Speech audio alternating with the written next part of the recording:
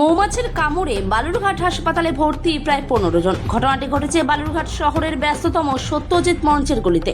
এলাকায় আতঙ্ক।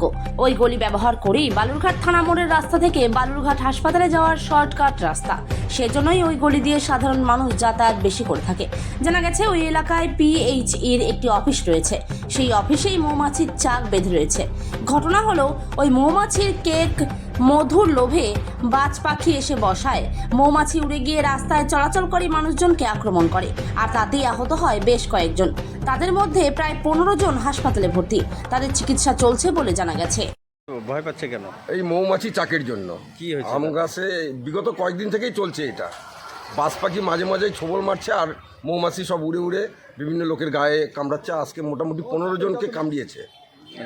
আর আমাদের PHE অফিসেরও বড়বাবু সমেত LD সমেত মোট 4 জনকে কামড়িয়েছে। আর পথ চলতি লোকজনকেও প্রায় 12-13 জনকে কামড়িয়েছে। আর এটা কি কাউকে জানানো হয়েছে? কাউকে জানিয়েছেন আপনারা? আমরা কাউকে এখনো জানাইনি।